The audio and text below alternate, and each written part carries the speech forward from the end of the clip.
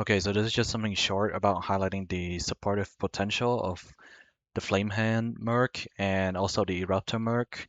For my case, it was to support a enmity build, but there's also other use case outside of that, and also maybe SSF. So first thing first here, of course, these two are gonna be good for supporting fire-based build. For the Flamehand, you want to get both Purity of Fire and Anger, and any of these skills should work. You just want something that is maybe like Flame Blast or maybe Rolling Magma or Flame Surge, so that you can apply flammability or whatever curse you need to apply like as frequently as possible or like as good of coverage as possible depending on what you're doing. And then it always come with flame wall and flammability. This flammability, from what I've seen, is relatively inconsistent. But the flame wall is pretty consistent, and this flame wall actually gives you, if you're playing projectiles, of course. If you're not playing projectiles, it doesn't matter. But 192 to 287 added, and then of course you can also get this with more duration and whatever. So the uptime on a single target should be pretty good. So for the gearing, it's pretty simple. You just want a bunch of aura effect. So you have two weapons, each with anger aura effect. Helmet with curse effect and reduced life regen on enemies hit. There's a breakpoint here on your chest piece, which is your non-curse auras effect.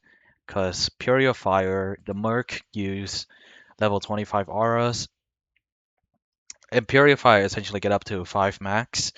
So you want to get to 1.8, and that will give you 9 max fire rest. So you get 50 from your Luminary node, Ascendancy node. You get 24 from your chess piece, and then you get 6 from leadership. And the reason why this isn't influence or say I think sovereignty, whichever else give like better aura effect in this, is because you really want the area of effect. So like when you're dashing around a lot or you're just moving really quickly, then if the Merc doesn't immediately teleport to you or follow you quick enough, then you're still in the bigger aura. And then yeah, intimidate because you're playing attack, fire exposure. This is like fake, but it's just some extra utility. This is pretty cool. You need a additional curse somewhere, and then you also get covered in ash, and then the rest is just curse application, life, recoup, percentage life, resistances, basically all of that. This merc is giving I think um, the merc is like 70% of my damage, I think. Uh, for merc, you want to make the character on the merc support, and then you want to import it. If I just disable, yeah, I actually this is way more. This is like yeah, more than 70% of my damage. Anyways, um, oh yeah, and plus some extra stuff too, so like 80% of my damage. So this merc is basically my entire damage on this the flame hand setup. For the eruptor, gonna switch back here. You you basically have flame link, and this is what you want to build around. Maybe especially if you're like, let's see, especially like enmity, but specifically you can't get a lot of added fire. So you're playing enmity, but you're not playing like Grey Wind. You're not playing some sort of I don't know strength stack, something stack that is giving you like flat fire, or you're not playing fist of fire, right? So flame link here is actually really big for my enmity KB.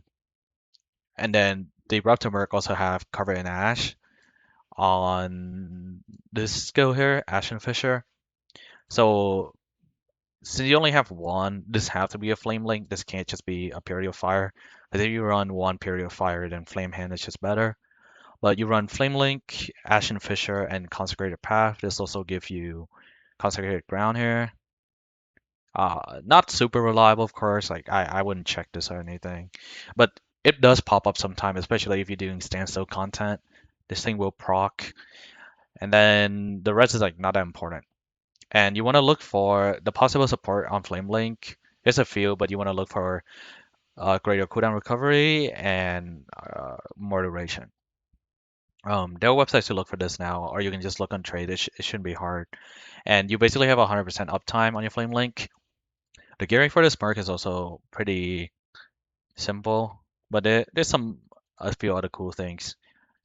So for Eruptor, I opted for because you don't need the aura effects, right? You actually gain two ascendancy nodes. So I opted for a unique weapon and also a unique helmet.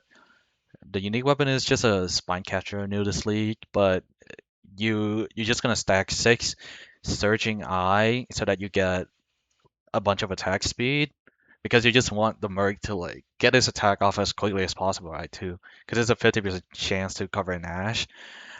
You just stack cooldown recovery and life. Resist if you need it on here.